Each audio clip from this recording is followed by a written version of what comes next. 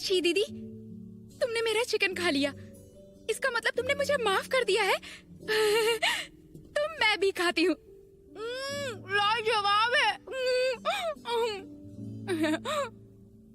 यंगनान, झूठ नहीं बोलूंगी, मुझे ये पौधा बाई महोदय ने ही दिया था। उस दिन बांस के जंगल में मेरे शरीर में जहर फैल गया था। बाई गुई शिष्यों का ख्याल रखते हैं, जहर का असर कम करने के लिए उन्होंने मुझे ये दिया था। और जब इसने जहर का असर कम किया तब मुझे लगा कि ये पौधा बड़े काम का है और आने वाले समय में ये कभी भी मेरे काम आ सकता है, इसीलिए मैं इसकी देखभाल करती हूँ।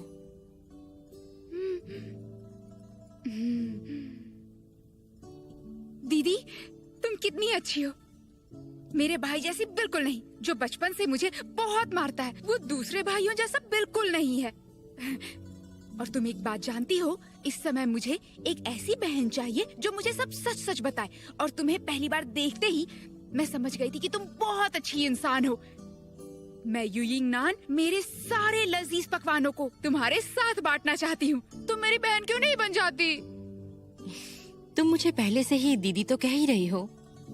मतलब कि तुम्हें मंजूर है?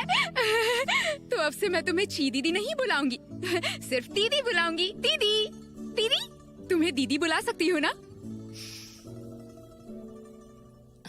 कुछ लग गया है।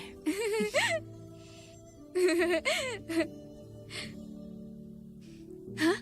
दीदी, तुम्हें मेरा भाई कैसा लगता है? तुम्हारा भाई? तुम दोनों की जोड़ी बहुत अच्छी लगेगी। तुम किसी दिन उसके साथ खाना खाने आ सकती हो क्या? मैं खाना बनाऊंगी।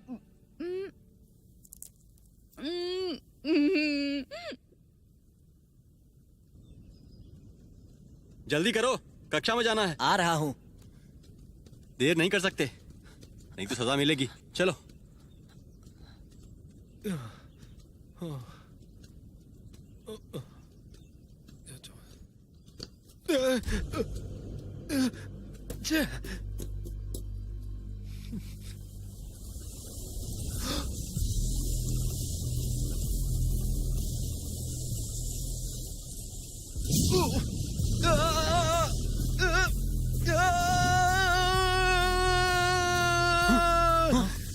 क्या हुआ? चलो। जिन महोदय नीचे गिर गए।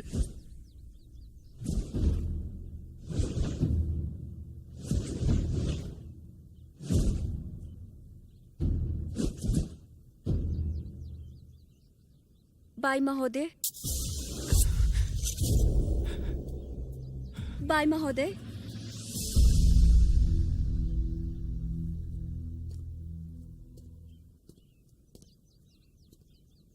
उसे थोड़ा नीचे करो। थोड़ा ऊपर।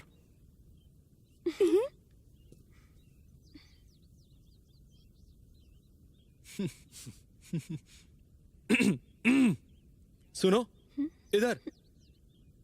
मुझे लगता है कि तुम कुछ ठीक से कर नहीं पा रही हो। ऐसा क्यों? तुम्हें भाई गुई की मदद लेनी चाहिए। हाँ, मैं उन्हें बार बार तकलीफ नहीं दे सकती। वो बहुत सुंदर है ना। लड़कियां यहाँ अभ्यास करने थोड़ी आती है, वो तो बस उसे देखने आती है। जल्दी करो, बचाओ। एक बुरी खबर है। जिन जीव खाई में नीचे गिर गया, उसका पैर टूट गया। अभी वो कहाँ पर है? हमने उसे उसके कमरे में भेज दिया। गुयान महोदय, पट्टी जरा आराम से नहीं बांध सकते क्या? दर्द हो रहा है। अब 100 दिनों तक बिस्तर से हिलना भी मत। अगर अपाहिज होना नहीं चाहते हो तो तुम्हें अच्छे से ख्याल रखना होगा। चाहे मैं मास्टर से इलाज करना सीखा हूं, लेकिन तब भी ठीक से तुम्हारा इलाज नहीं कर पाऊंगा। मैं थोड़ी दवाई लेकर आता हूं।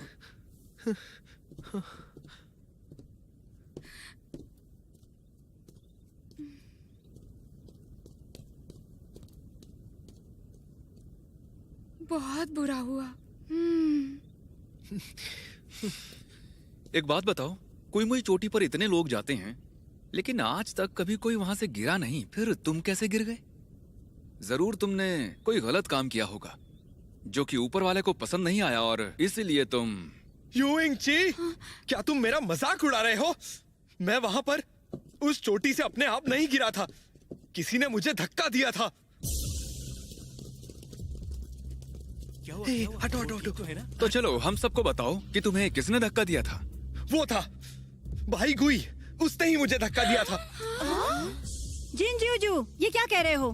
तुम्हारा दिमाग खराब हो गया है क्या? ये सारा समय हमारे साथ अभ्यास कर रहे थे और वहाँ से कहीं नहीं गया। सही है, पूरा दिन ये अभ्यास में हमारी मदद कर रहे थे, वो सबको पता है। तुम ऐसे इल्जाम नहीं लगा सकते। हाँ सही कहा, बाई बड़े ही दयालु हैं। वो नए शिष्यों के साथ नरमी से पेश आते हैं। हर कोई तुम्हारे जैसा बुरा नहीं होता। जिन जीव तुम दर्द से गुजर रहे हो, मैं समझ सकता हूँ, पर समझ में ये नहीं आया कि तुम मुझ पर इल्जाम क्यों लगा रहे हो। लेकिन अब हमें इस बात की तहकीकात करनी चाहिए। क्या कहा तहकीकात? सबको पता चल जाएगा कि मेरी इस हालत के पीछे कौन है। अब इंसाफ चांग में ही करेंगे। ठीक है, तुम चांग मेई से इंसाफ मांग सकते हो।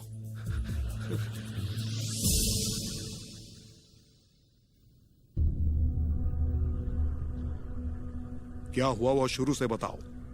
ठीक है मास्टर, आज मैं इन दोनों के साथ कक्षा की ओर जा रहा था और तभी बाई गुई अचानक से आ गया और एक भी शब्द कहे बिना मुझे चोटी से ढकेल दिया।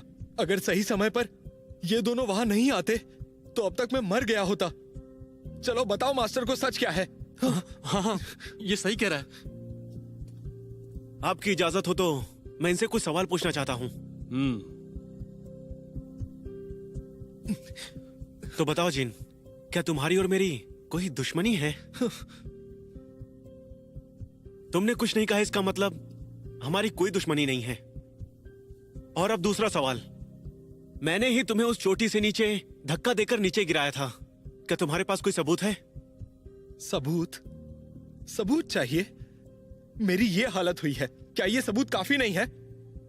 और जिस आदमी ने मुझ पर हमला किया था वो बहुत ही तेज था, लेकिन फिर भी नीचे गिरते गिरते मैंने उसकी शक्ल देख ली थी और वो बाई गुई ही था। मैंने इसे अपनी आंखों से देखा। अब तुम दोनों बताओ, इसे चोटी से धक्का देते हुए क्या तुमने बाई गुई को देखा था? मैं देख नहीं पाया, हम इससे आगे चल रहे थे, फिर हमने इसकी एक तेज चीख सुनी, लेकिन हमें वहां कोई और नहीं दिखा। मुझे भी नहीं दिखा।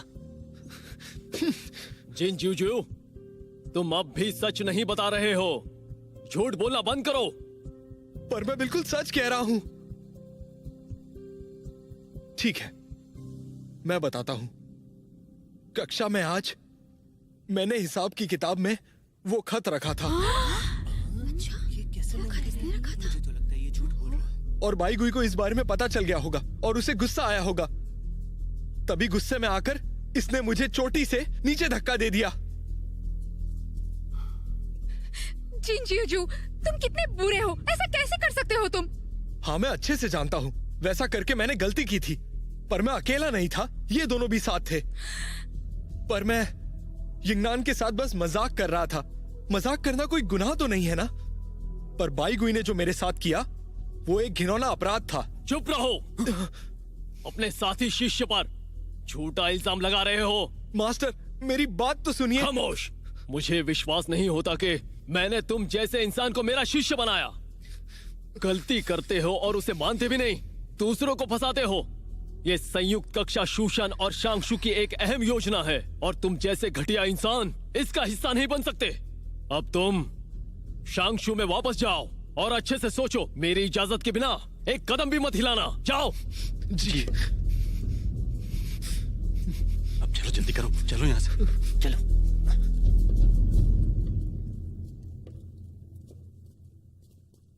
मैंने सुना था झुई यून का इंसाफ बहुत ही सख्त होता है और आज मैंने उसकी एक झलक देख भी ली। छोड़ो भी, ये कोई सख्त इंसाफ नहीं था। मेरा मजाक मत उड़ाओ। उसने सिर्फ शांगशु की बेइज्जती ही नहीं की है, बल्कि संयुक्त कक्षा का माहौल खराब कर दिया है। तुम उसकी चिंता मत करो। ऐसे घटिया लोग हमें कदम कदम पर मिल सकते हैं, इसलिए हमें ऐसी गंदगी साफ करके उसके खिलाफ खड़ा रहना होगा। सब ध्यान से सुनो, ये तुम्हारे लिए एक चेतावनी है। मैं मानता हूं कि अभ्यास करना बहुत जरूरी है, लेकिन एक साथ मिलकर अगर मुझे कोई कभी भी किसी के साथ झगड़ते हुए दिखा तो मैं उसे बहुत ही कड़ी सजा सुनाऊंगा। ऐसा कभी नहीं होगा मास्टर। कुछ दिनों पहले शुएनजी संप्रदाय के मुखिया ने मेरे सारे के सारे शिष्यों को जन्मदिन के जश्न का न्योता भेजा है और ऐसे मौके बार बार नहीं आते। अब पर्वत के नीचे जाकर अभ्यास करने का समय है। ठीक है, अब जाओ और तैयार हो जाओ। जी। यिंगनान, यिंगची, तुम यहीं पर रुको। चैंग मई, अब मुझे भी निकलना चाहिए। मास्टर, तुम मेरे साथ शैतानी घाटी में चलोगे।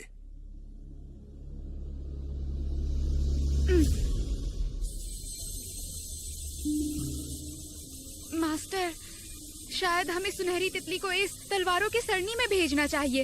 यिंगनान, कुछ दिनों से तुम्हारी तलवारबाजी ही बेहतर नहीं हुई है, लेकिन तुम खुद भी बहुत होशियार हो गई हो। लेकिन जरा उधर तो देखिए, वो उसके अंदर जा भी नहीं पाएगी। मैं उसे अंदर कैसे भेजूंगी? कोशिश करने से पहले तुम ऐसा कैसे कह सकती हो? मास्टर, यिंगनान, यिंगची, इस सरणी में दुनिया की सबसे बेहतरीन तलवारें घूम रही हैं। यहाँ तक कि हम दोनों मास्टर भी इसके अंदर नहीं जा सकते। अब सुनहरी तितली को इसके अंदर जाना ही होगा और इंतजार नहीं कर सकते। क्या तुम इसमें हमारी मदद करोगे? मैं तैयार हूँ मास्टर। मैं भी इसके लिए तैयार हूँ मास्टर। ठीक है, ठीक है।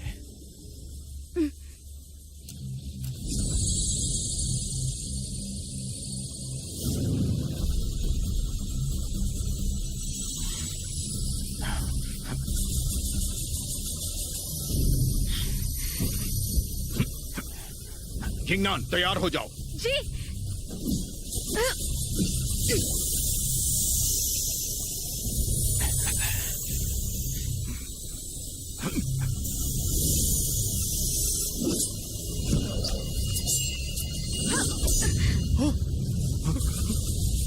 यिंगनान, कुछ हुआ तो नहीं? ठीक तो हो? वो जाने ही वाली थी, फिर से कोशिश करते हैं। नहीं, जिस तरीके से हमने कोशिश की थी वो बिल्कुल भी गलत नहीं था, पर फिर भी असफल रहे। अब हमें कोई बेहतर रास्ता ढूंढना होगा। सही कहा। अच्छा हुआ मेरे पास एक रास्ता है। कैसा रास्ता? यिंगनान, तुम शुआनजी संप्रदाय में जाओ और उनके मुखिया टांग से पूछो। उन्हें इसकी मरम्मत के बारे में सब पता होगा। और इस बात के बारे में किसी और को पता नहीं चलना चाहिए। ये 5 तितलियां पत्थर से सीधे ताल्लुक रखती है। लुओशियांग महल की हम पर बारीक नजर है। हम क्या करते हैं, कहाँ जाते हैं, क्या कहते हैं, उस पर हमें ध्यान रखने की जरूरत है। मास्टर, शुआनजी संप्रदाय आखिर कैसी जगह है बताइए ना। क्या वो सच में एक जादुई जगह है?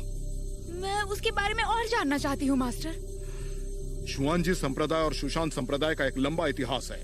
उसी ने मुझे फुक्सी तलवार का इस्तेमाल कर तितलियों से जादुई पत्थर को संतुलित करने के लिए कहा था। वो एक बहुत ही सख्त